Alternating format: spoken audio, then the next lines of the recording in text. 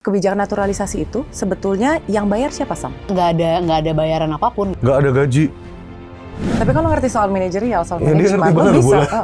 Lo mau menggantikan Emang posisi begini Erick dia. Thohir ya? Ya enggak lah, gila. Ini bagian dari yang rangkap jabatan. Ada penjelasannya kenapa sebenarnya rangkap jabatan itu masuk akal.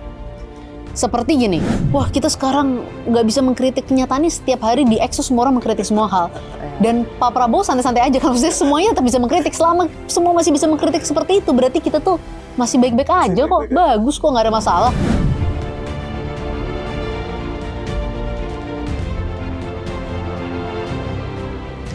Hai netizen, lo pasti pernah dengar deh kalau katanya terlibat politik itu buat anak muda tuh bener-bener cuma buang waktu dan sia-sia. Karena lo itu cuma dianggap sebagai mainannya elit politik untuk mereka dapetin kekuasaan dan juga untuk mereka dapetin uang. Jadi nggak heran kalau misalnya akhir-akhir ini kita lihat anak-anak muda itu lebih apatis kalau udah bicara politik. Apalagi kalau misalnya hobinya atau olahraganya tuh udah dikaitin sama politik. Nggak yang basket lah, nggak yang bola lah, segala macem lah. Dan akhirnya jadi muncul pertanyaan, sebenarnya politik ini sehat nggak sih? Gitu. Nah, narsum gue sekarang, ini anak muda.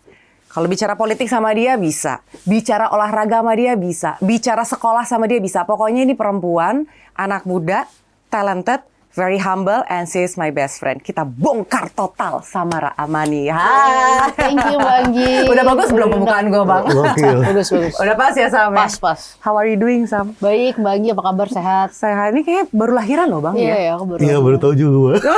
Karena Bang Jo katanya selalu menganggap aku usianya stuck di 21 tahun. Berhenti aja di situ udah. Iya. Emang Makanya tadi bilang, bagus nih. gue habis lahiran, hah? Anak kecil kok bisa lahiran ya? Iya, sampai tadi dia nanya, kapan Sam? Gitu. Iya, nggak ngerti. Asli, itu nggak ngerti, Pak. Dia ingetnya aku yang dulu terus gitu. Masih kecil banget kan kalau nggak salah your Ya baby. pokoknya aku pertama kali kenal Bang Jo tuh usia 20-21. Masih, iya 20-an gitu ya. Masih Awal-awal, 20-21. iya. Samara Tubir dulu namanya. Tukang bikin ribut. Kayaknya sekarang masih tubir. Masih ya? Apa? Sekarang masih sekarang ribut Sam. Tapi kayaknya udah nggak terlalu sering dulu. Iya. Apa karena posisi lo yang sekarang? Apa gimana Sam? Ya pokoknya kalau sekarang bukan aku yang ngajak ribut biasanya. Oh, hei. Kalau dulu sengaja ya. Ada target dulu. Nih, targetnya si ini nih. Iya. Wah, udah nih. Kena tuh barang. Dan ini kan lo juggling banget ya Sam. Dari anak lo kalau nggak salah masih 5 bulan. 6 bulan sekarang. 6 bulan. Terus sekarang lo juga sebagai staf sus di kementerian, staf susnya Menteri BUMN, komisaris pula. Terus belum lagi dengan gosip-gosip Jadi lain. dia ini bagian dari yang rangkap jabatan. Lu rangkap jabatan Sam, ntar lagi viral nih di kita gitu. Udah tuh kayaknya kalau rangkap jabatan. Gimana Sam? Sebagai komisaris. Sebenarnya gini loh, aku mau jelasin yang rangkap jabatan Iya, dulu, karena rangkap itu jabatan, menarik sebenarnya gitu. Jadi kan memang beberapa bulan atau beberapa minggu terakhir itu viral kritikan terkait, oh kenapa sih kalau ada staf khusus, ada misalnya birokrat dari kementerian atau wakil menteri yang rangkap jabatan menjadi Rangkap jabatan, komisaris. komisaris. Ya. Dan orang-orang selalu menganggap itu sesuatu hal yang sifatnya buruk. Ini diserang lagi nanti ngomong gini nih.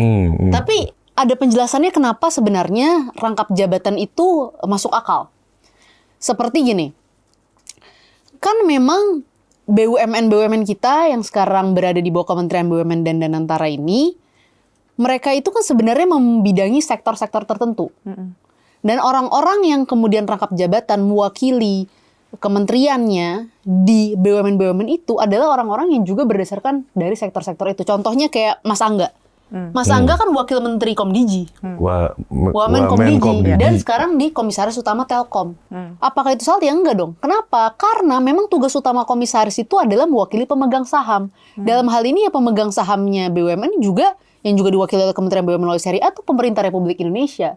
Jadi memang harus ada unsur-unsur kementerian di komisaris, di Dewan Komisaris untuk mengawasi, memberikan masukan, memastikan bahwa perusahaan-perusahaan BUMN itu ya berjalan juga sesuai dengan visi Seiringan, pemerintah, sesuai dengan visi presiden. Jadi menurut gitu. lo memang udah yang benar justru begini formulasinya Kalau gitu. menurut aku formulasinya tuh harus bermacam-macam dan itu sebenarnya sudah dilakukan. Harus ada orang yang misalnya dari unsur profesional, dari unsur masyarakat, dari unsur pemerintah. Ya karena memang ini kan badan usaha milik negara. Badan usaha milik negara kalau tidak ada perwakilan dari negara itu sendiri, gimana nanti sendiri-sendiri dong jalannya. Itu yang justru sebenarnya menurut aku dengan adanya sekarang wamen-wamen yang kemudian sesuai dengan sektor yang mewakili di perusahaan-perusahaan BUMN ini, mereka juga bisa memberikan perspektif dari segi kebijakan pemerintah. Karena kan bagaimana juga dengan adanya BUMN sekarang, apalagi dengan Danantara juga kan Bapak Presiden gitu kan juga kan mendorong bahwa ini bergerak seperti korporasi. Tapi walaupun bergerak seperti korporasi, tetap harus sejalan dengan visi besarnya Bapak Presiden. Itu diwakili oleh siapa? Ya perwakilan pemerintah. Perwakilan pemerintah. Gitu. Karena kan sebenarnya sekarang ini yang menjadi kritik dari teman-teman di akar rumput bahwa kenapa lo udah menjabat sebagai wakil menteri atau menteri, lo masih menduduki lagi jabatan komisaris sementara banyak sekali PHK sekarang. Nah, itu kan seringkali disambung-sambungin begitu. gitu loh Bang. Gitu. Menurut Itu Tamara aku gimana? bisa jawab gini, Mbak. Orang-orang itu banyak nggak mengerti jabatan komisaris itu ngapain. Sorry, bukannya aku menganggap orang-orang yang kritik nggak ngerti ya, tapi juga banyak yang tidak mengerti. Jabatan komisaris itu memang berbeda dengan misalnya jabatan seperti direksi atau orang-orang yang hidup di dalam strata manajemen. Iya. Gitu. Kalau misalnya di strata manajemen itu memang kan orang-orang itu melakukan pekerjaan teknis, menjadi eksekutor dan lain sebagainya. Iya. Kalau di dalam dewan komisaris itu kan nggak dilakukan. Yang dilakukan apa sih? Melakukan pengawasan, memastikan bahwa direksi dan manajemen ini mengerjakan tugas-tugas yang sesuai dengan misalnya rencana kerja perusahaan gitu. Memastikan bahwa kerjanya sesuai dengan good corporate governance gitu. Memberikan masukan gimana supaya perusahaannya jadi lebih bagus, bisa meningkatkan keuntungan gitu kan dan lain sebagainya gitu. Jadi ini sendiri harus dibedakan bahwa kerja komisaris itu bukan kerja day to day seperti kerja direksi atau manajemen. Kerja keras sebagai komisaris dengan tupoksinya sebagai komisaris. Tetapi kalau misalnya komisaris itu bekerja dalam artian active management seperti yang dibayangkan orang-orang, ya salah juga karena itu bukan tugasnya komisaris. Nah, dari situ dulu nih. Nah, karena hal seperti itu, ya memang komisaris itu di mana-mana selalu menjadi representasi pemegang saham. Supaya apa? Supaya mereka bisa ngawasin nih, bener nggak sih perusahaan ini nih bekerja dengan benar gitu. Bener nggak sih sesuai dengan visinya pemegang saham? Nah, karena pemegang saham pemerintah, kayak tadi aku jelasin, ya harus ada perwakilan pemerintah. Kalau nggak malah justru aneh, nanti nggak ada yang betul-betul menjalankan pengawasan total dan memastikan bahwa kebijakan yang dikeluarkan oleh pemerintah juga sejalan misalnya dengan korporasi ini atau korporasinya sejalan dengan kebijakannya pemerintah. Oh, Oke, berarti kan sebetulnya apa yang nantinya akan dijalankan harus sejalan dengan kebijakan dari pemerintah dan juga Ya presiden. pasti inline Pasti lah. akan inline, Walaupun ya. kan pasti kalau misalnya korporasi kan pasti juga ada keuntungan gitu Iya. kan harus untung kan. Iya. Tapi ya nggak ya punya visi yang sama sesuai dengan visi presiden gitu. Gimana dengan lo menjawab bahwa ini sebagai bentuk bagi-bagi jatah? Ya kalau menurut aku sih gini ya, nggak semua itu tentang bagi-bagi jatah. Karena ya tetap bahwa orang yang ditempatkan di dalam Dewan Komisaris juga haruslah orang-orang yang memang pemerintah gitu ya, Bapak Presiden itu percaya gitu. Yang harus mengerti visi beliau, yang harus mengerti bagaimana caranya bekerja keras gitu.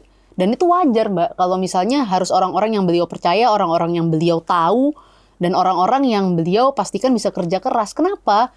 Karena lagi-lagi ini kita bicara tentang membangun negara dan membangun visi besar ya, harus sesuai orang yang mengerti dan memahami dan mau bekerja keras untuk mewujudkan visi itu. Kan sekarang mau tidak mau orang harus sadari bahwa negara ini, bangsa Indonesia ini sudah memilih Bapak Prabowo sebagai Presiden Republik Indonesia. Jadi kita percaya apa? Ketika kita memilih, kita mempercayakan bahwa beliau punya visi, beliau punya mimpi, beliau punya program kerja yang harus sama-sama kita dukung.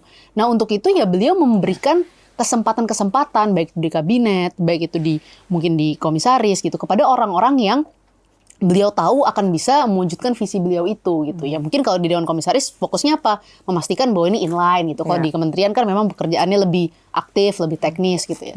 Ya sebenarnya sih dianggap sah-sah juga sih Bang Jo ya. Kayak misalnya kita pengen ngasih sesuatu terhadap orang untuk mengerjakan apa yang jadi tanggung jawab yang harus kita achieve, pasti akan itu juga orang-orang yang kita percaya sebetulnya. Lebih ke ini ya, gue bisa memaklumi ketika mereka protes ya kan, wah ini rangkap jabatan.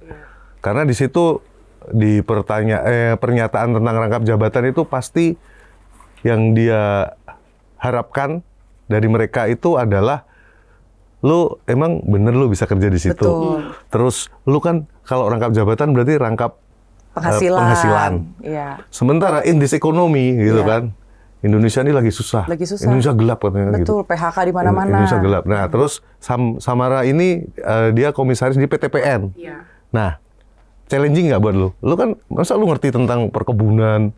Karena gini, kalau menurut aku pada akhirnya sebenarnya yang paling penting adalah memahami manajemen gitu. Jadi sebenarnya sektor ada berbagai macam sektor gitu. Tetapi pada akhirnya ketika kita masuk ke dalam BUMN tersebut gitu, dalam perusahaan tersebut, mungkin ya dalam hal ini PTPN, yang paling penting itu apa sih sebenarnya? Ya pemahaman kita bagaimana secara manajemen kita bisa memberikan masukan-masukan dan pengawasan ke direksi yang baik gitu. Dan jangan selalu jadi komisaris BUMN tuh bukan tinggal duduk terus nggak ngapa-ngapain, Mas Jo. Iya.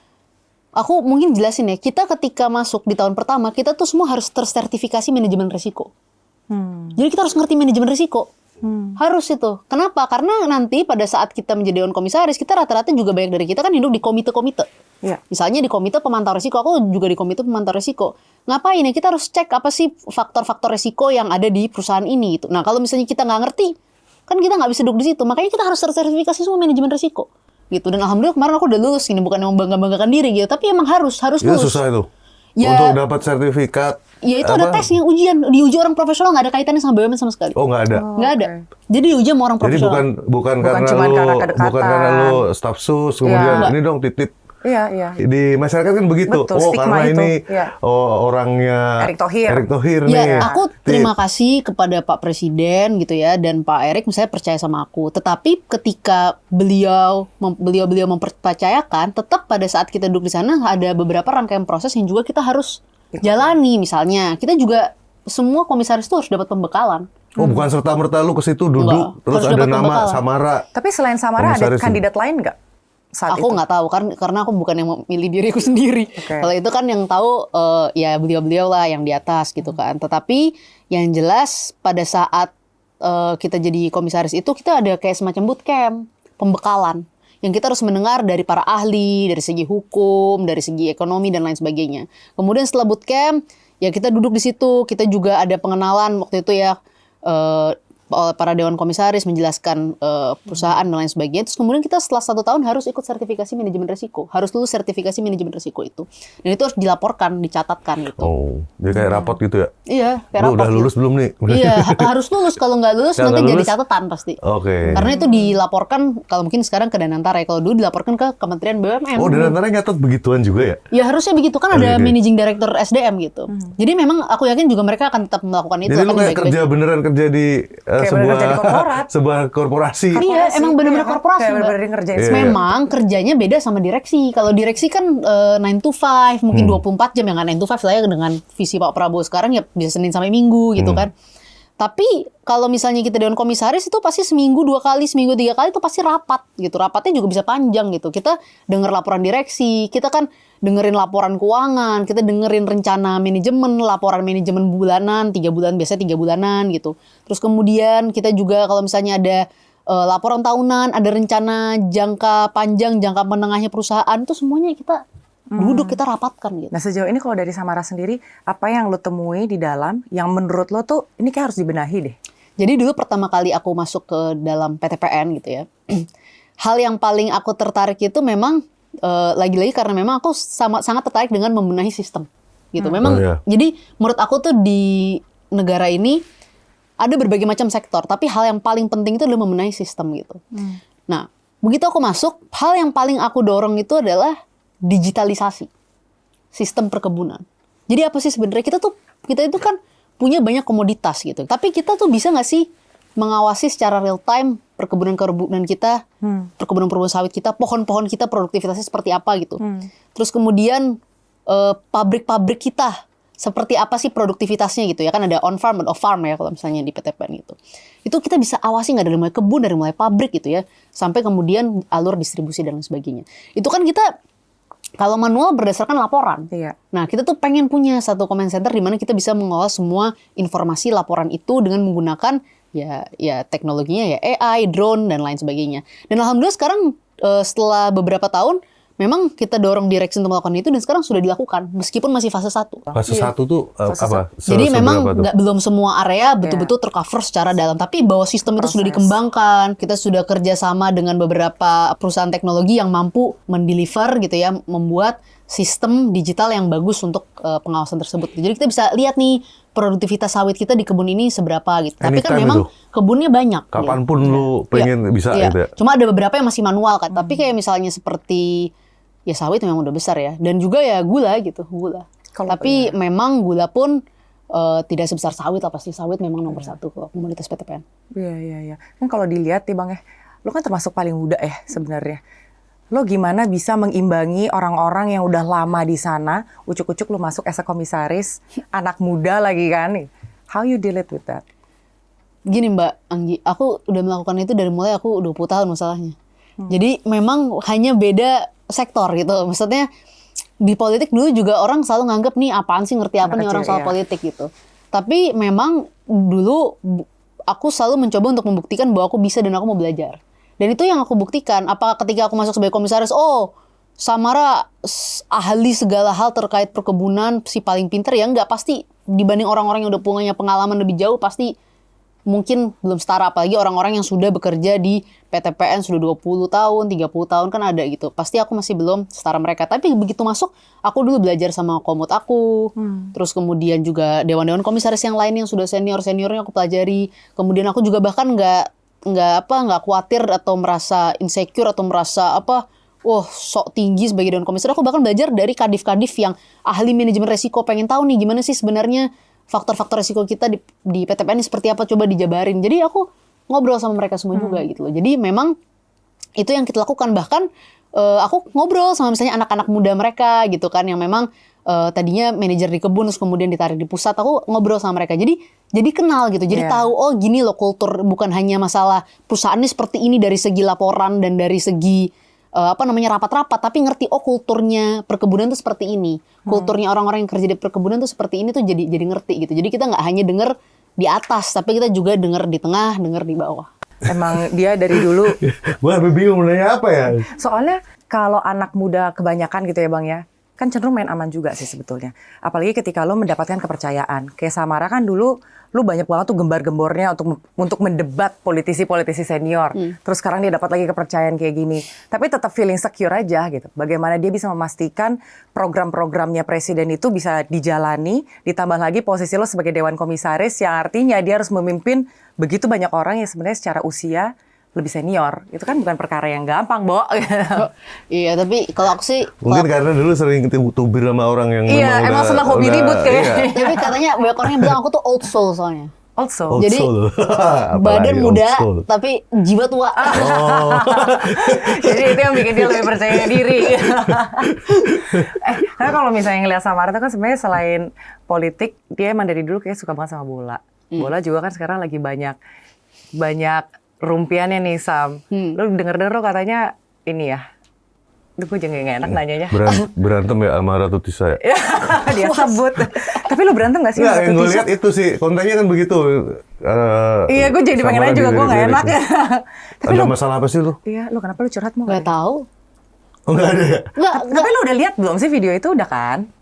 Baru-baru ini lihat gitu. Cuma kayaknya nggak, yang jelas sih kayaknya nggak noleh ke aku sih. Oh gitu? Gitu. Kalau Kayaknya kita sih enggak. soalnya pas lu lagi happy, mungkin dianggap, lu norak banget sih ngapain sih geleng-geleng gitu. Oh, aku nggak tahu ya. Tapi kalau misalnya seingat aku sih itu nggak noleh ke aku. Oh nggak ngelihat ke lu ya? Nggak tahu apa karena mungkin kan itu aku di situ lu lagi happy lagi gitu. Iya kan itu sebelah lagi abis happy. gol, abis Terus dia, gol. Indonesia apa sih? gol. Kayak gitu kayak. Iya. Kalau kayak ibu-ibu kalau lagi transfer data itu mukanya. Kita kompor ya. Padahal dia pakai Kalau gue data. mikirnya karena gue kenal sama Samara kan. Iya. Lah Samara digituin masa ngefek ya dia ya. Kayaknya lu udah jauh mengalami hal yang lebih parah Tahu nggak, dari itu Bang Jo? banget ya. Dulu nggak tahu, nanti ini silakan cari di YouTube ya, tapi aku nggak mau nyebutin nama orangnya. Dulu Nanti pasti ketemu. Anggi Bang Jo, waktu pertama kali aku masuk di politik terus aku debat.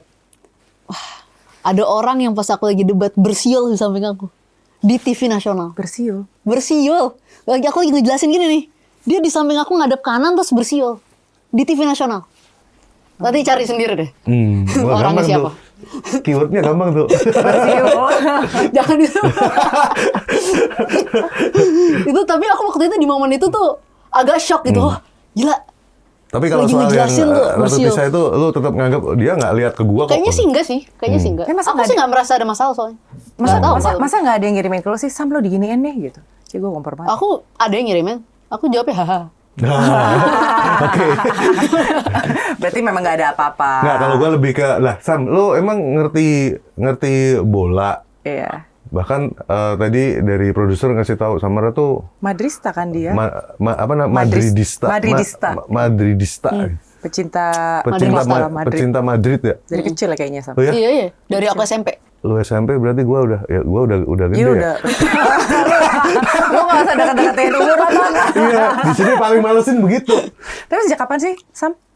Kalau Madrid dari SMP. Jadi dulu pas World Cup 2010 aku ngikutin banget World Cup-nya. Tadinya ngefans sama kakak. Tapi kan terus Brazil keluar. Terus jadi dukung Spanyol. Ya baru-baru ngerti bola lah, baru-baru suka bola.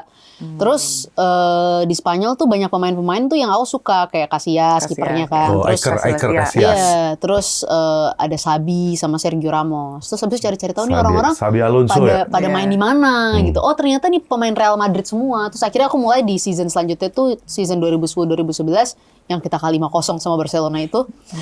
Kita itu maksudnya Madrid. Iya. Di babak. Bukan PSSI kan? Oh, bukan. Oh, bukan Kitanya tuh Madrid. Gua bukan Madrid, sorry. Barcelona ya? Gua sih ini MU nih kayaknya. bukan. Madura United. Jadi ya udah, abis gitu aku kayak ngikutin terus. Ya udah, ngikutin terus jadi sampai sekarang kan. Nah, lo kan anak bola banget nih. Ketika lo lagi di tribun, lo lagi nonton pertandingan bola gitu, itu lo emang lo enjoy the match atau sebenarnya lo kadang-kadang mikir gitu, ini apa yang bisa diperbaikin ya? Ini kayaknya senternya harus ke sini deh. Ini gitu-gitu nggak? Tergantung. Jadi memang Dia saya tinker gitu. tergantung. Jadi memang kalau untuk pertandingan-pertandingan tertentu tuh aku mikir gitu. Cuma kayak kemarin waktu yang Indonesia lawan Thailand itu, wah udah nggak mikir gimana caranya gol nih. Karena kita tuh harus Emosional ya? Iya, karena kita kehilangan beberapa Iya, iya. opportunity di awal, terus kita kebobolan. Dan kita tuh nyerang terus tapi nggak gol-gol gitu. Jadi udah nggak sempat menganalisa, ngerti, cuma nggak sempat menganalisa karena udah pengen fokusnya adalah gimana caranya dengan segala cara kita nyetak gol. Dan alhamdulillah Mana kita nyetak waktu gol. udah. Gitu, Iya. kena penalti gitu kan dan lain sebagainya. Iya, mungkin gue kalau nonton bola sebelahnya si Samara, gue juga jadi resah sendiri kali ya. Gitu. Cuma kayak kalau Madrid gitu ya, nonton Madrid aku suka analisa sih. Nonton Indonesia juga suka analisa gitu. Cuma kan memang ya beda lah. Maksudnya kalau misalnya di Indonesia kita kan punya sistem sendiri, kalau Real Madrid punya sistem sendiri gitu. Jadi ya beda model dan komparasi. Berarti lu tahun depan ikut itu dong, nonton Piala Dunia. Ya, Di bismillah. Meksiko bukan sih? Ada di Emang Amerika tahun depan juga. ada Piala Dunia? 2000, iya tahun depan. Oh, 2026. Bulan, pokoknya pas summer deh, ya nggak sih? Kayak summer deh. Meksiko. Kalau nggak Juni, Juli gitu. Di Amerika Amerika. sama Meksiko. Iya, Amerika sama Meksiko. Kalau di Meksiko seru sih, Kanada, Amerika. bisa beli tequila. Tapi kalau misalnya lu sendiri lihatnya gimana, Sam? Kan masih banyak juga orang yang berpikir bahwa seharusnya bola is bola gitu kan. Nggak bisa dipolitisasi. Sementara seringkali dikait-kaitkan ke sana. Lo ada tanggapan sendiri Enggak, nggak? sebenarnya kita harus paham dulu politik ini apa. Karena orang-orang ini kayak menganggap politik ini semua hal tuh politik gitu. Iya. Memang politik tuh ada hal yang bagus, ada hal yang nggak bagus di dalam politik gitu. Tetapi yang orang harus pahami, kebijakan publik itu adalah bagian dari politik. Yes. Gitu. Apakah sepak bola itu ada sesuatu yang 100% terpisah dari politik? Enggak. Tapi apakah dia harus tidak boleh dipakai sebagai alat politik? Iya. Tapi kalau misalnya dia terpisah dari politik, ya enggak. Kan kebijakan-kebijakan itu juga banyak yang dilakukan dari keputusan politik. Seperti banyak pemain-pemain naturalisasi itu kan bagian dari keputusan politik. Kita harus terima kasih kepada Bapak Presiden, kepada DPR, kepada Kemenpora gitu ya, kepada Kementerian Hukum. Itu semua karena bagian dari proses politik sehingga kita bisa menghasilkan dan mendorong pemain-pemain kita yang ingin membela merah putih, pemain diaspora bisa main gitu. Jadi kalau misalnya dianggap sepak bola itu harus jauh banget dari politik, Nggak bisa kita harus paham dipisahkan bahwa gitu juga, politik itu bukan sesuatu yang sifatnya Haram. enggak, dan bukan sesuatu yang sifatnya selalu buruk seperti Iya, politik yang mereka bayangkan. Karena politik yang mereka bayangkan itu adalah sepak bola akan dipakai sebagai alat politik, bakal dipakai untuk kepentingan politik, sehingga sepak bolanya tuh jadi sesuatu yang nomor 2. Enggak, justru tujuan utamanya adalah gimana bola Indonesia, bola nasional kita ini bisa mendunia. Nah, tapi gimana cara untuk melakukan itu? Ya ada banyak cara, tapi ya itu untuk melakukan itu kita butuh keputusan-keputusan politik. Ya termasuk tadi pemain-pemain yang harus dinaturalisasi supaya kita bisa.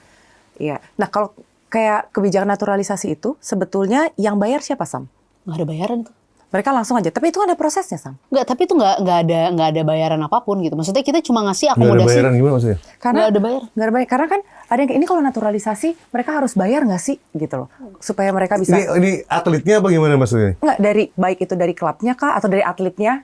Nggak. Itu mereka perlu. Karena kan gue sempat baca tuh waktu itu. Iya. Ini Nggak, jadi harus sebenarnya bayar nggak sih apa jadi gimana gitu? naturalisasi itu bener-bener pengorbanan dan keseriusan para pemain-pemain itu memain sama kita gitu. Dia ya, berarti Iya, nggak dari ada, dia. nggak ada Dari gaji, atletnya. nggak ada apa-apa loh. Oh, berarti emang mereka betul-betul mau Nggak ada terlibat. gaji. Dia main bola di sini nggak digaji. Bonus sama seperti pemain yang lainnya kalau misalnya menang dapat dan lain-lain kan ini membela tim nasional. Iya, Mereka kan iya. gaji semua dari klub. Gitu. Oh, Nah, harus dilurusin. tapi untuk diketahui dari segi akomodasi, dari segi ya tiket dan lain sebagainya itu juga sama pemain-pemain kita yang main di Liga Indonesia atau pemain-pemain yang memang lahir di Indonesia, nggak ada perbedaan. Ya bedanya harga tiketnya jauh lebih mahal karena misalnya mereka datang dari Eropa gitu kan, ada datang dari Amerika gitu. Tapi secara keseluruhan itu nggak ada bayaran kayak kita kita Sama kasih ya, duit berarti segini sama nih ya? buat kamu main untuk Indonesia nggak ada. Sama pemain-pemain lokal sama ya perlakuannya. Sama semua. Dan kita bisa lihat waktu pertandingan Baru tahu gua. lawan. Kirain kalau Gue pikir gue pikir naturalisasi itu kan punya kompetensi tertentu. yes. Ah. Akhirnya dibiayailah misalnya oleh klub atau misalnya Iya. oleh organisasi. Kontrak atau apa sih? Atau kontrak, Kontraknya ya, atau ada apanya sih yang perjanjian beda gitu gitu kali loh. apa Nggak, gimana? nggak ada kontrak karena itu kan mereka menjadi bagian dari warga negara kita. Tapi bagaimana bisa mendapatkan Kok pemain-pemain mau? itu? Nah itulah di sini cerita dikit ya. Ini teori aku sih, bisa jadi teori aku salah gitu. Aku selalu melihat begini. Ya jujur aja, kenapa kita punya banyak pemain-pemain diaspora yang sekarang mau main untuk Indonesia? Ya. Karena sebenarnya sekarang itu memang ada kepercayaan terhadap PSSI. Ada kepercayaan terhadap PSSI. Yang mungkin kepercayaan ini ya baru memuncak akhir-akhir ini. Kenapa? Ya kita harus akui gitu. Pak Erik jadi ketua umum PSSI itu membantu memberikan kepercayaan itu. Karena bagaimanapun beliau itu orang yang dihargai di dunia internasional. Pernah jadi mantan presiden Inter Milan, mantan presiden DC United gitu kan. Masih punya klub di Inggris, Oxford gitu. Kemudian beliau IOC member, hubungannya sama FIFA juga baik. Bisa WhatsAppan langsung sama presiden FIFA dan lain sebagainya. Jadi karena nama baik dan reputasi baik beliau di dunia internasional, orang percaya gitu. Oh, ya presiden federasinya nih, ketua umum PSSI-nya ini ya pasti tanggung jawab kalau ada apa-apa. Dan tentu ngelihat Indonesia sekarang pemain-pemainnya makin banyak yang bagus gitu ya. Kan pemain-pemain lokal itu juga banyak yang bagus kan, ada Marcelino gitu kan, Rido dan lain sebagainya. Itu juga menjadi daya tarik buat mereka. Dan supporter-supporter kita yang juga memang luar biasa gitu. Tapi trust itu yang paling penting. Itu karena trust itu pula gitu. Dan ya pasti ada trust ke pemerintah juga ya. Kenapa? Karena sekarang FIFA buka kantor di Indonesia. Dulu nggak ada. Enggak. Jadi FIFA ini pertama kali itu FIFA buka kantor di Indonesia itu dia punya kantor di semua negara atau negara-negara tertentu? ini Asia Hub. Jadi nanti untuk Asia Timur itu hubnya ada di Indonesia. Hanya Indonesia yang punya kantor itu ya? Untuk level Asia, Asia. Hub ya. Jadi untuk hubnya Asia, Asia itu berarti Cina juga nggak ada ya? Enggak ada berarti. untuk Asia Timur. Salah satunya Asia Timur, Asia Tenggara, Asia Timur. Asia Tenggara, Asia Timur, Malaysia nggak ada. Malaysia ada, tetapi levelnya bukan Asia Hub. Dan kita aku nggak tahu ya nanti apakah nanti di Malaysia masih akan ada atau enggak, ya kita lihat gitu. Tapi Kirain di Asia Tenggara yang punya kantor FIFA cuma Indonesia doang. selama ini Malaysia yang punya dan AFC gitu. Nah AFC kan ada di Malaysia gitu. Nah tetapi FIFA memutuskan untuk Asia Hub itu bukannya di Indonesia. Udah ada tuh kantornya? Udah kemarin di Miami udah tanda tangan antara Presiden Gianni dan Pak Erik juga. Terus kemudian juga memang sudah ada kantornya di Menara Mandiri. Oh ya? Jadi kalau lihat Sudirman lewat situ pasti ada pelangnya FIFA Office Jakarta. Oke. Nah, kalau Betul. misalnya persepsi orang yang mengatakan bahwa PSSI ini cuma fokus sama timnas saja, nggak ke liga Ya gitu. karena kan memang Itu gimana tuh, Sam? yang awam ya, gue tuh sebenarnya agak bingung juga ngomongin soal bola. Gue nggak ngerti kan bola. Iya. Gue juga tipis-tipis Anomali. kok. Ya. Anomali. Cuman memang sebagai awam gue cuma melihat begini loh. Yang paling sering muncul itu berita-berita tentang naturalisasi. Iya, betul. Kemudian prestasi timnas. Iya. Tapi kayak gue nih dari daerah, liga-liga di daerah tuh memang Iya. kayak Kayak nggak nggak dilirik. ngerti apakah itu dilirik sama PSSI apakah enggak. Atau mungkin memang dilirik tapi nggak diorkestrasi misalnya di media. Ini kalau menurut Samara sendiri. Jadi gini loh, kan memang persoalannya adalah orang Indonesia tuh kan pengen semua selesai dalam setahun. Tapi kan membenahi persoalan bola Indonesia tuh pasti butuh waktu gitu. Nah, ini yang sekarang sedang dilakukan. Kenapa sih memang skala prioritasnya tuh selalu timnas? Pareto gitu ya. Enggak, karena skala prioritasnya memang tim nasional. Kenapa harus tim nasional? Ya karena memang itulah yang menjadi tanggung jawab langsung dari PSSI adalah tim nasional. Tapi apakah liga-liga itu semuanya harus adalah bagian dari ekosistem untuk memperbaiki tim nasional atau meningkatkan tim nasional? Pasti. Jadi kenapa sekarang kita juga akan membentuk yang namanya kompetisi amatir gitu. PSSI itu akan bentuk kompetisi amatir gitu. Kayak gimana tuh?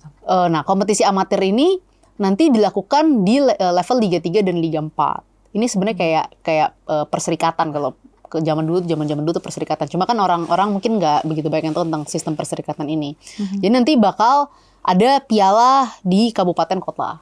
Gitu. Ada klub-klub yang main di kabupaten kota itu nanti bertanding. Nanti disebut namanya piala wali kota atau piala bupati. Kemudian itu Liga 4-nya, di level Liga 3-nya kemudian main piala gubernur. Nanti itu di level wilayah nih klub-klub yang Liga 3 itu. Baru untuk nasionalnya nanti main putarannya piala presiden gitu. Jadi kita akan bangun kok dari Apa level namanya tadi Liga Amatir? kompetisi amatir lah. Kompetisi amatir. Memang kompetisi amatir itu menjadi sangat penting kan untuk meningkatkan makin banyak pemain-pemain kita dari level akar, dari level grassroots gitu. Itu akan udah akan berjalan kan. Pak Erik lagi roadshow ke gubernur-gubernur juga. Oh, karena itu ya. Udah ketemu Kang Deddy Mulyadi, gubernur Jawa Barat, terus kemudian udah ketemu Bu Hovifah, gubernur Jawa Timur. Jadi itu kita lakukan. Dan selain itu juga untuk yang liga profesionalnya itu kan juga udah dilakukan intervensi. Seperti adanya VAR di Liga 1 dan Liga 2 sekarang juga akan ada VAR. Liga 1, Liga 2 ada VAR. Iya, gitu. Nah, terus Iya, kemudian iya, Liga 2 nih sekarang Ini yang VAR. ngerti bola, gua nggak ngerti. Bener kan Liga 1, Liga 2 ada VAR tuh. Bener Liga 1, Liga 2 ada VAR. Dan kita juga di komite wasit kita sekarang sudah ada wasit profesional orang Jepang dari AFC namanya Mr. Ogawa. Itu Wasit juga kita lakukan. profesional orang Jepang. Namanya Mr. Ogawa. Itu kenapa? Ya supaya memastikan bahwa independensi wasit itu clear. Oh. Gitu. Ya orang Jepang gitu dia Komisi orang wasit ya. gitu. Nah, apalagi yang kita lakukan, kita nggak cuma membenahi di lapangan sebenarnya. PSSI itu nggak membenahi di lapangan aja gitu. Di era kepemimpinan Pak Erik itu yang dilakukan juga membenahi dari segi menciptakan pemimpin-pemimpin masa depan. Yang paling penting tuh di olahraga tuh sebenarnya kan manajemennya juga. Nggak cuma, bukan hanya atlet, tapi orang-orang yang di belakang layar yang membenahi ya manajemennya. Makanya sekarang kita luncurkan namanya Garuda Academy. Apa nih Garuda Academy? Nah, Garuda Academy ini mendidik anak-anak Indonesia yang ya pokoknya pengen lah hidup di dalam sports management, pengen kerja di sports management, pengen jadi profesional di bidang olahraga. Itu sebuah olahraga? Apa sepak bola? Enggak akademi. Akademi tapi untuk orang-orang yang duduk di manajemennya. Jadi yang mau bekerja Jadi kalau mau di jadi siapa industri tahu nanti di sepak masa bola, depan pengen jadi pengurus klub. Oke. Iya kan? Terus Pengurus kemudian klub pengen jadi pedal gitu. Iya.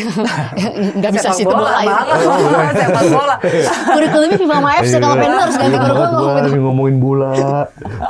Oke. Gua bola taunya cuma taruhan. Nah, itu kan. Makanya tadi ya. Samara bilang independensi wasit itu Iya, iya. Benar. perlu Lu kok ngerti dipastikan. banget sih bola? Lu mau jadi ketua PSSI? Enggak mungkin, Bang. Wah, Aku enggak ngerti ketum offset apa enggak ya? katanya Sekjen orang. gitu enggak ya? Tapi kan lu Enggak, ngerti enggak. soal manajerial, Sam. Apa? Tapi kan lu ngerti soal manajerial, soal Iya, dia manajemen. ngerti Lu banget bisa. bola. Lu mau menggantikan Tapi emang posisi begini Erick dia. Thohir ya? Ya enggak lah. Gila, enggak mungkin Gue kalau pikir itu. lu pengen emang- menggantikan posisi Erick Thohir. Tapi Nggak tahu Samara kalau yang gua misalnya- kenal tuh begitu. Dia ngulik sesuatu, dia udah langsung ngerti dari A ke Z. Ya karena dia memang Eh, emang Tapi jangan gitu, Bang Ju. Katanya orang-orang aku enggak ngerti apa itu offset.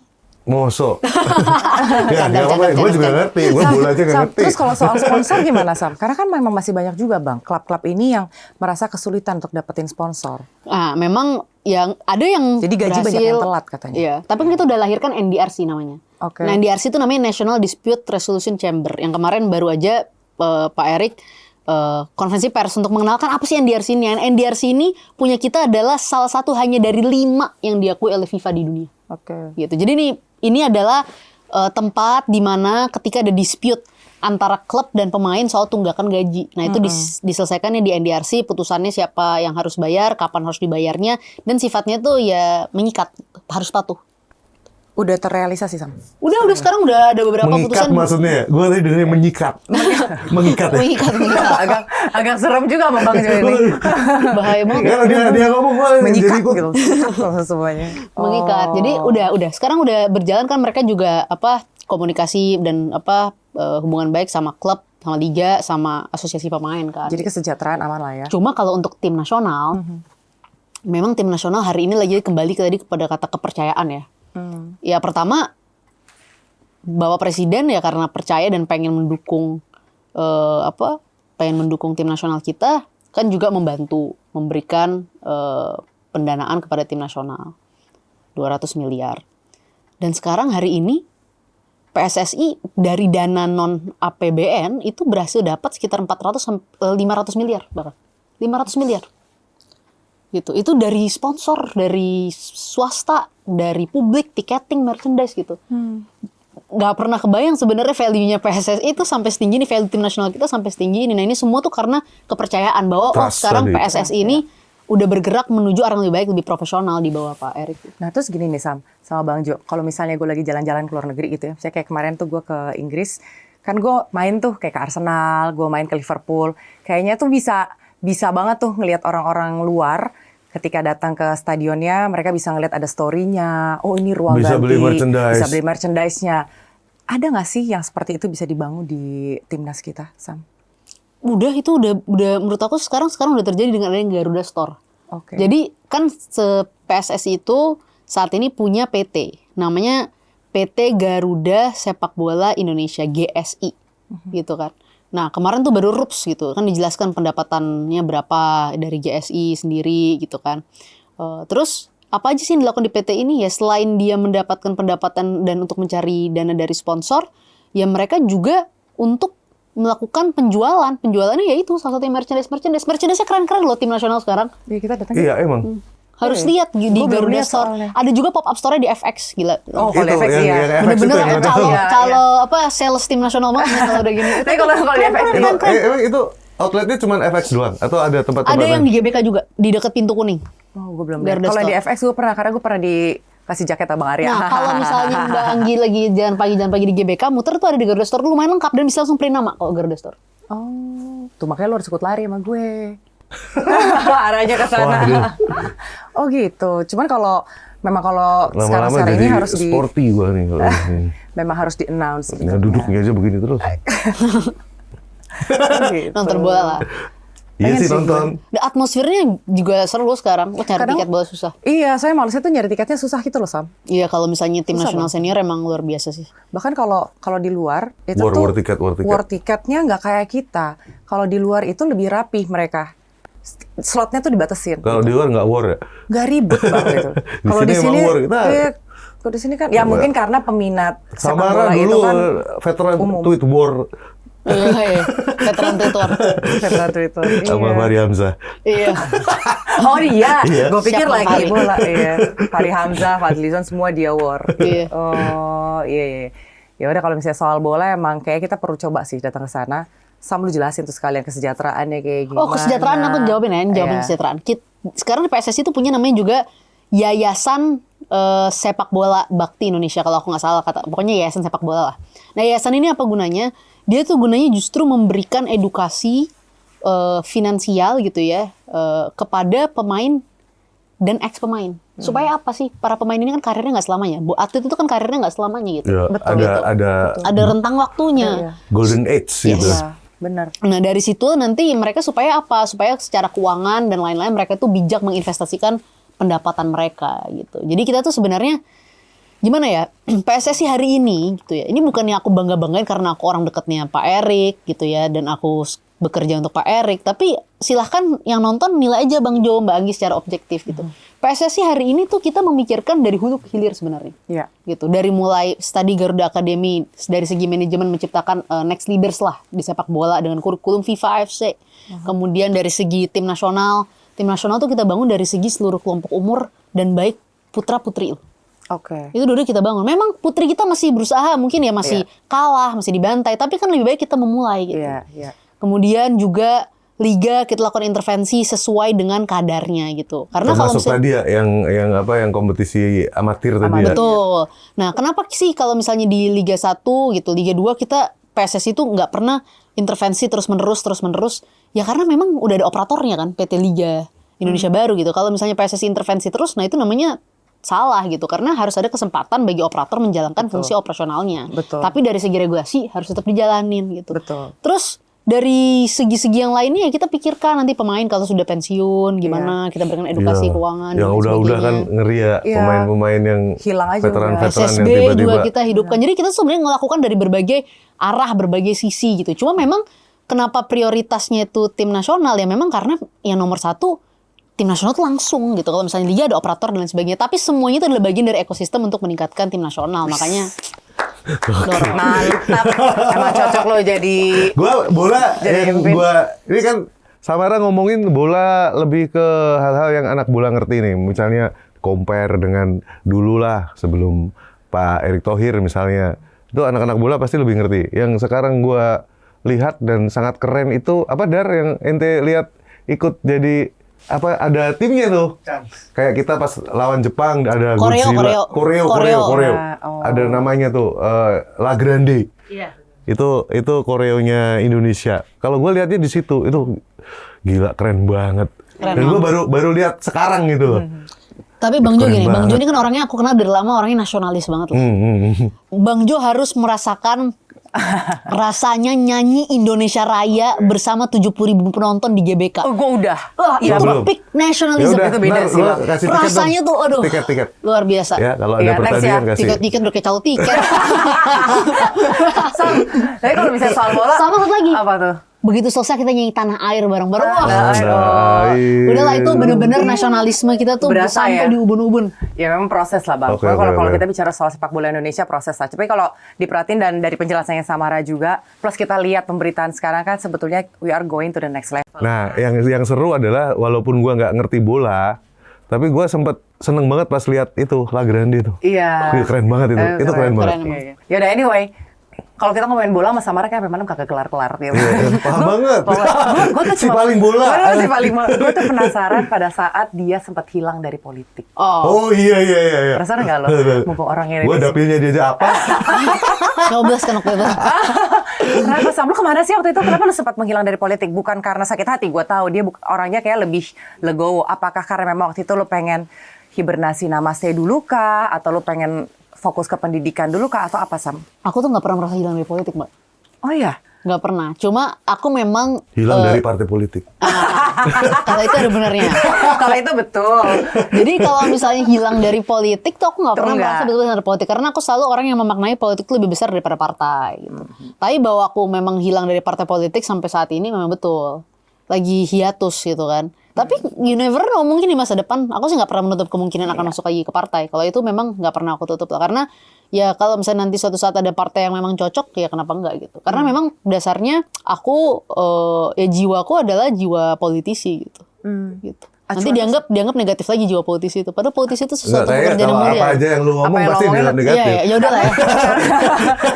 karena lo sekarang udah berbeda posisinya. Jadi kayaknya selalu akan ada yang meng-counter. Tapi dari tadi kan lo bilang lo tidak menutup kemungkinan Iya. untuk lo bisa masuk lagi ke partai politik. Lo punya acuan politisi atau mungkin sosok yang bisa menghidupi pola pikir lo sampai sekarang nggak? Mungkin lo penggemar Karl Marx kah? Atau mungkin siapa gitu?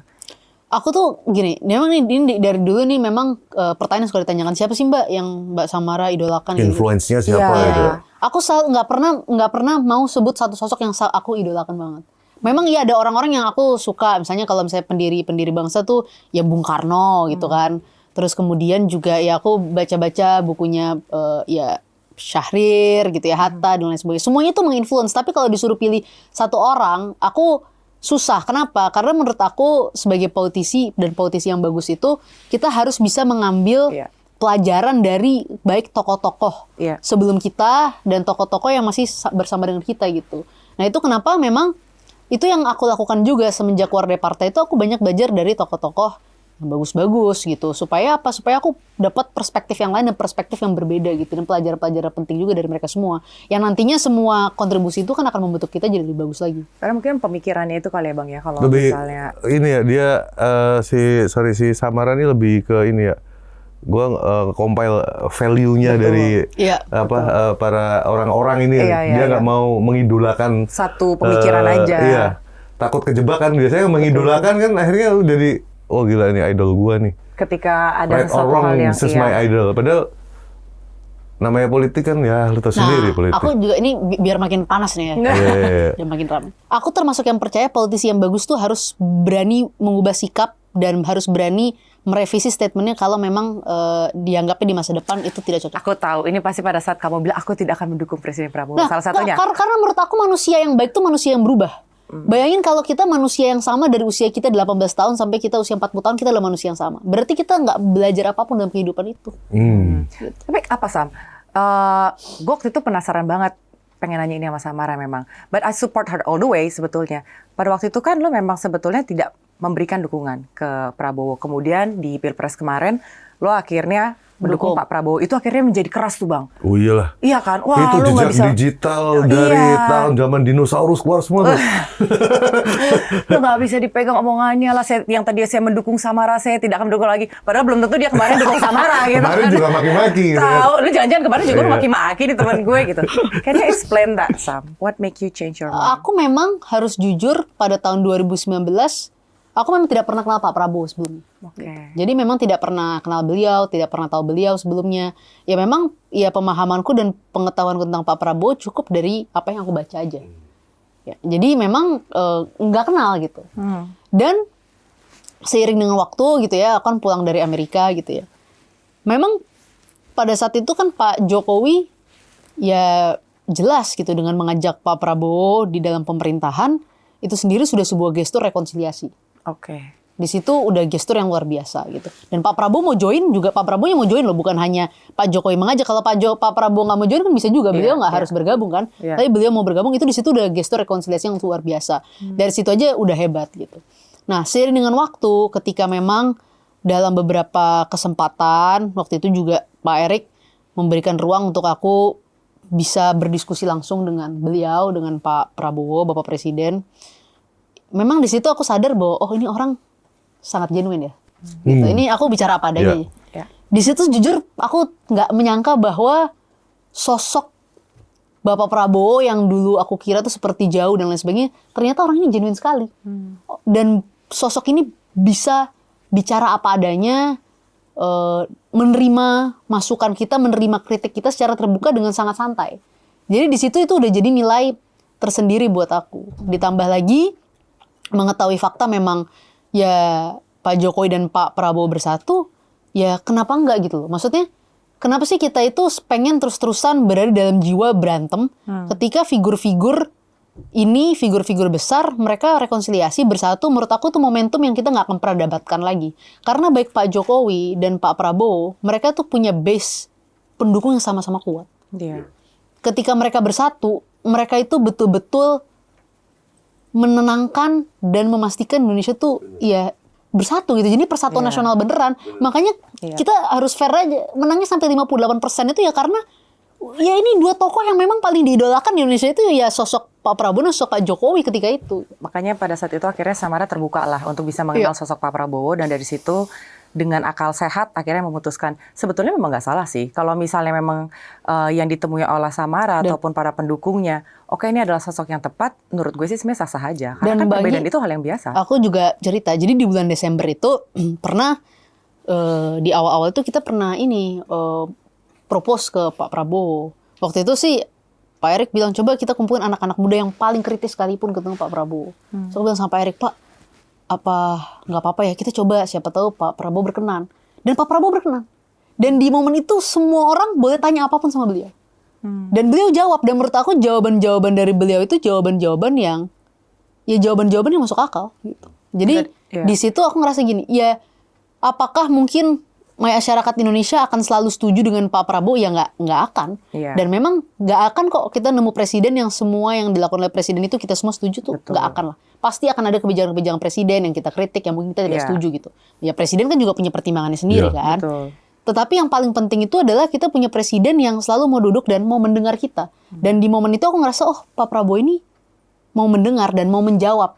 Dan ketika itu tuh kita 2 jam, 3 jam dan beliau bilang, waduh ini belum selesai diskusinya, kapan-kapan kita harus diskusi lagi. Jadi beliau engage sama anak-anak muda ini. Dan Banggi, setelah pertemuan itu, anak-anak yang tadinya juga kritis sama beliau, gitu, teman-teman saya juga ngerasa, kayaknya mungkin saya nyoblos Pak Prabowo deh.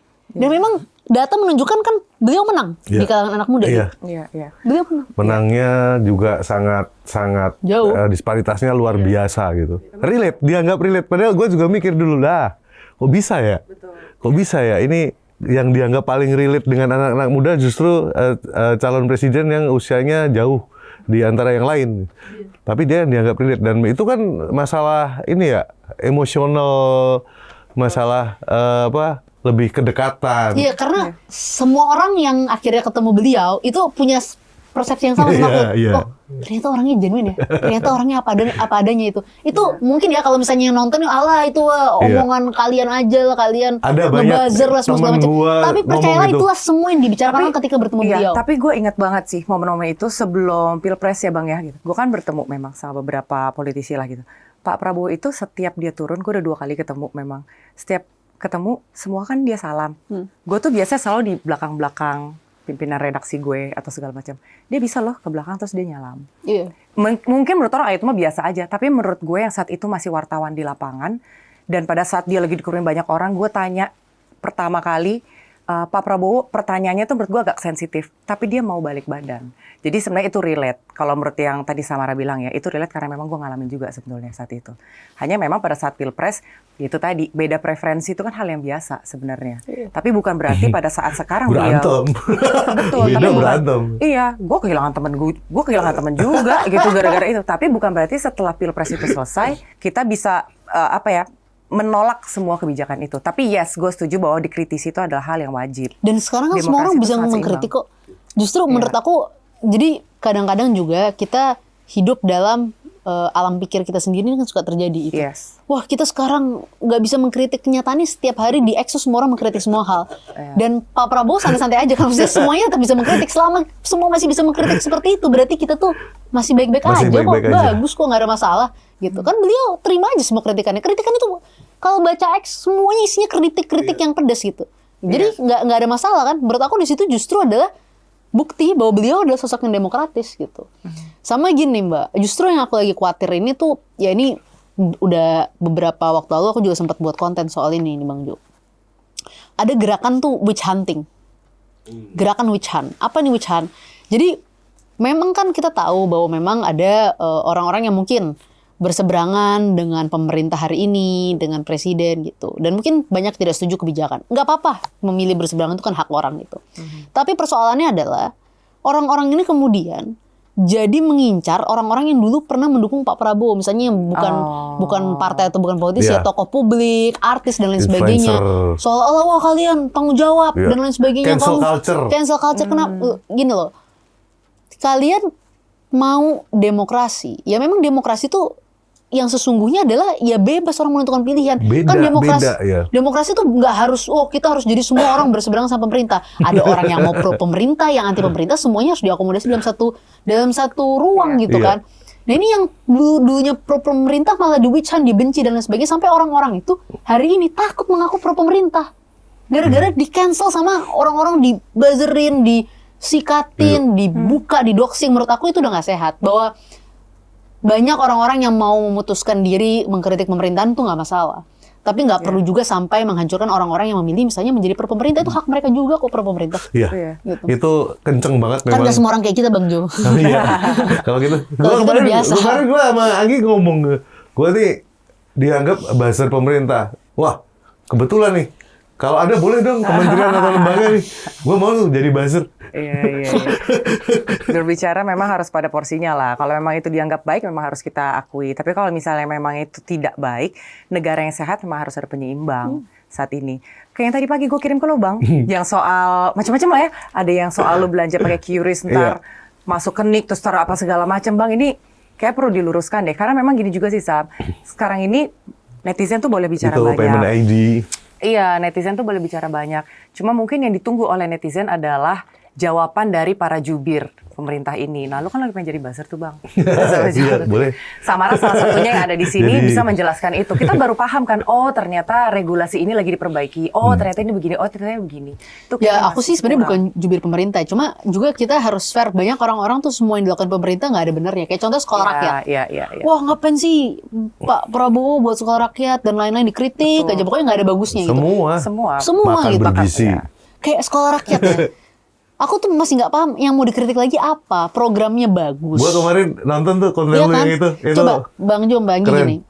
Orang banyak yang marah-marah, sekolah rakyat itu nggak perlu, sekolah rakyat itu seperti penjajahan. Pokoknya kok jadi penjajahan, jadi macam-macam orang makin marah-marah untuk hal-hal yang nggak jelas. Kayaknya tuh kesannya anti pemerintah aja gitu. Padahal sekolah rakyat itu dibangun karena memang ekosistem sekolah umum dan sekolah rakyat ini beda. Kan kita harus paham ya, orang-orang yang hidup, ini kemarin aku jelasin juga Bang Jo. Orang-orang yang hidup lu dalam... bilang kan lu belum pernah miskin sih. Iya gitu, maksudnya aku nggak merasa kayak saya pernah miskin dan lain sebagainya sampai Itu common sense aja sebenarnya. Tapi karena dulu mungkin aku nyalek ya, jadi aku ketemu Iya. sama Ketemu masyarakat-masyarakat langsung, iya, gitu di bawah gitu, di akar rumput. Jadi aku sadar, orang-orang yang hidup dalam kemiskinan ekstrim ini, mereka tuh punya mindset yang berbeda dengan kita-kita semua. Iya. Gak usah kita-kita semua duduk sini yang udah jauh lebih istimewa lah. Dengan orang-orang yang low middle class aja udah berbeda mindsetnya. Kenapa? Kalau orang-orang yang dalam kemiskinan ekstrim, mereka disekolahkan di sekolah biasa, meskipun disubsidi, mereka tetap akan putus sekolah. Dan hari ini angka putus sekolah Indonesia itu masih tinggi, masih sekitar 3,9 juta. Kenapa? Karena logikanya mereka yang mengalami kemiskinan yang ekstrim itu adalah secepat-cepatnya cari uang. Aduh, kasihan Gak sih. bicara 10 tahun lagi saya mau jadi Saya apa. jadi apa, iya, Saya kasihan bicara besok saya harus dapat uang supaya keluarga saya bisa Bisa, makan. yes. Gitu. Itu. Iya, Jadi hidupnya hanya untuk hari ini aja. Betul. Kasihan. Jadi ketika dia tetap hidup dalam ekosistem itu, kemungkinan putus sekolahnya tinggi. Betul. Sehingga dia tidak bisa melahirkan generasi-generasi baru untuk mengangkat keluarganya keluar dari kemiskinan. Kan kalau mau dapat gaji yang layak tetap harus sekolah, dapat pendidikan lebih baik kan, dan karir yang lebih baik. Nah, ketika dia di sekolah rakyat, kan di asrama, di boarding school. Jadi dia fokus hidup dalam sebuah ekosistem yang semuanya seperti dia, Suportif tapi ya. suportif sama-sama. Kita harus sekolah, kita harus lulus supaya kita bisa kerja lebih bagus, bisa membantu orang tua kita Betul. keluar dari kemiskinan Kemiskinan, gitu. iya. Kan kalau di Amerika tuh selalu ada first generation Iya. college, Iya. ya kan, dan lain-lain gitu. Jadi Oh, ada gitu ya? ada anak-anak yang first generation yang pertama kali Itu. kuliah. Kan Jadi itu semua anak-anak yang pertama kali semua gitu ya? jadi selalu misalnya ada apa namanya afirmasi lah. Kalau di Amerika tuh kampus-kampus tuh selalu selalu dilihat orang-orang yang pertama kali di keluarganya kuliah tuh ada first generation. Nah, ini kan sebenarnya Pak Presiden pengen ciptakan adalah ini loh first generation di keluarga mereka yang nantinya harapannya bisa membantu mengeluarkan keluarga mereka dari kemiskinan. Jadi ini nih kita mindset itu kita harus pahami gitu. Apalagi ada yang ngomong gini, ini lucu banget sih, emang orang-orang tuh kalau udah ngebully tuh emang jahat sih. Aduh, malu dong kalau misalnya nanti jadi lulusan sekolah rakyat. Itu yang ngomong malu gitu, itu pasti anak-anak yang nongkrong sambil minum kopi. Itu bukan orang-orang yang betul-betul meng-experience dan merasakan pengalaman Bahkan kemiskinan empati itu. untuk sekedar untuk bisa merasakan gimana sih orang yang dia hanya memikirkan hidupnya untuk hari ini aja. Iya. Itu aja dia gagal gitu Iya, loh. Betul. Jadi makanya kita tuh kadang-kadang emang sih kadang kita suka bias gitu. Tapi kita harus sadar bahwa ya pastilah pemerintah, Pak Presiden ketika mengambil kebijakan itu beliau juga sudah menghitung berbagai faktor ini gitu. Kita juga bolehlah kritik pemerintah kalau dia nggak setuju, tapi jangan semua program jadi jelek gitu. Ditolak, Jadinya iya. kebencian bukan kritik.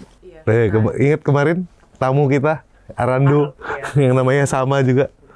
Nih Samara cerita tentang sekolah rakyat tuh sebenarnya Presiden Prabowo itu sepertinya sudah punya cetak biru gitu. Karena si Arando kemarin cerita kan 2018 gua ada rekrutmen Gerindra, kader-kader Gerindra gua daftar dan di sana langsung di boarding di Gria-Gria itu.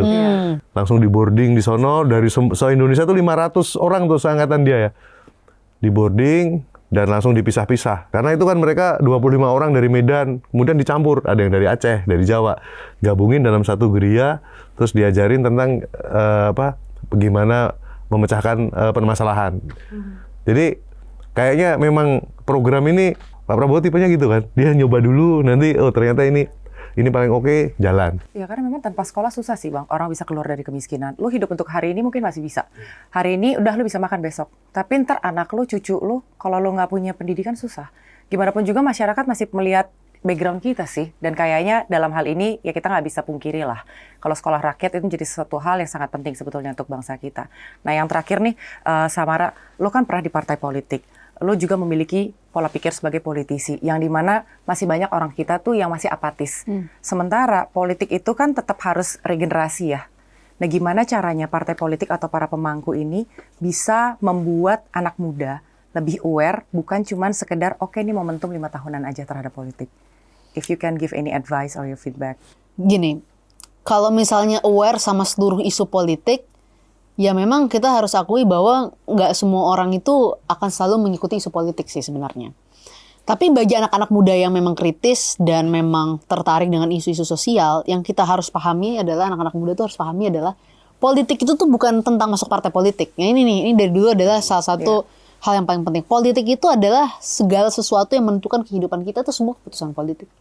Jadi bagi aku selalu buat gampangnya gini, satu tanda tangan presiden, satu tanda tangan menteri, satu tanda tangan gubernur gitu, itu bisa mengubah jutaan kehidupan orang. Dampaknya besar sekali gitu. Jadi itulah kenapa kita harus mengikuti gitu, mengawasi, mengawal segala bentuk kebijakan pemerintah gitu. Dan ketika kita melakukan pengawalan atau pengawasan itu, kita juga harus objektif gitu. Jadi kalau memang ada sesuatu yang mungkin kita tidak cocok atau misalnya kita ingin kasih masukan, ya nggak masalah. Tapi yang tadi seperti aku bilang, Mbak, jangan sampai kita ini jadi orang yang merasa kritis, tapi sebenarnya kita nggak kritis gitu. Karena kritis itu gini, kekritisan itu bukan sesuatu yang penting anti. Jadi orang suka salah gini, kritis itu sama dengan anti segala-galanya, itu bukan kritis. Itu sih sebenarnya nggak ada kritis-kritisnya, kan gampang untuk tinggal jadi anti. Kritis itu adalah bagaimana caranya kita bisa menempatkan sesuatu pada persoalannya. Ketika nggak bagus kita kritik gitu ya. Ketika bagus ya kita dukung, kita kawal supaya terrealisasi gitu. Jadi itu yang menurut aku penting gitu. Jadi ya jadi orang yang kritis gitu. Kritis dalam arti yang sesungguhnya gitu, bukan hanya anti. Iya, harus dibedakan antara lu mengkritisi dengan lu membenci sebetulnya. Gue yang bukan anak mudanya kayak jadi pengen tertarik sama politik gara-gara dia ngomong. Iya, kayak apa namanya? Ya tadi Samara bilang tuh benar sih, Bang. Lu harus bisa ngebedain kritisi sama lu membenci. Iya. Tanda tangan tadi loh yang keren banget, tanda tangan presiden itu dampaknya. Nggak, karena gini Bang Jo, soal tanda tangan ya. Aku selalu ditanya sama orang, gimana supaya kita bisa membuat dampak? Oh, kita semua sebagai manusia itu punya kemampuan memberikan dampak. Tapi kalau kita lakukannya individu atau per grup, dampak yang akan kita lakukan itu dampak kecil. Dan nggak apa-apa. Dampak kecil itu nggak salah. Karena nggak semua dari kita harus membuat dampak dalam skala besar. Dampak kecil, ini sering aku ulang-ulang nih. Dampak kecil, bagus. Nah, kalau kita jadi pengusaha gitu ya. Kalau kita jadi pengusaha yang luar biasa, yang bisa memperkerjakan jutaan, mungkin ya 1 juta misalnya orang, udah hebat banget pada pengusaha memperkerjakan 1 juta. Udah, tapi enggak lah, udah lah, misalnya 300 ribu aja lah. 100 ribu aja, bahkan 50 ribu aja. Ya kan gitu. Itu kita akan memberikan dampak skala menengah. Dampaknya menengah gitu ya untuk orang-orang yang ada di situ, keluarga mereka atau daerah di situ gitu ya kan, kalau kita punya pabrik dan lain sebagainya. Tetapi kalau kita mau bicara dampak dalam skala besar, itu cuma ada satu jalur, politik. Karena hanya lewat politik kita bisa membuat kebijakan yang dimana setiap orang yang tinggal di daerah itu, di negara itu, di sektor itu terdampak. Betul. Iya. Thank you banget loh, Sam. Siap. Lo bisa menjawab itu semua, maksudnya dari hal-hal yang yang kami kritisi atau kami pertanyakan, lo bisa menjawab itu, dan itu harusnya sih bisa membuka mata semua orang. Dan mudah-mudahan narsum-narsum kayak gini bisa semakin banyak kita datangkan ya Bang ya, untuk bisa menjawab kegelisahan masyarakat. Samar aja terus. Itu hal lo depan. Kita komentari setiap isu setiap itu. Nanti habis dari sini Samara ke tempat gue dulu lah. Ke tempat Anggi. Siap. Samara mudah-mudahan sehat terus. Amin. Thank you. Terus anaknya juga tetap sehat. Amin. Dan apapun yang lo kerjakan selalu berhasil. Amin. Thank you Bang Jo. Iya, jadi itu ya teman-teman, harus dibedakan antara mengkritisi dengan membenci. Ini bukan masalah siapa yang benar, siapa yang salah, bukan masalah lagi soal siapa pemimpinnya dan dulu harusnya siapa. Ini bicara soal Indonesia. Indonesia itu kita. Kita sama-sama bangun Indonesia untuk generasi kita yang akan dapat lagi kan? Yang ke depan gitu, sampai saking semangatnya sampai salah ngomong gue, untuk membangun negeri kita tuh beberapa tahun ke depan buat generasi kita. Kita bongkar total semuanya.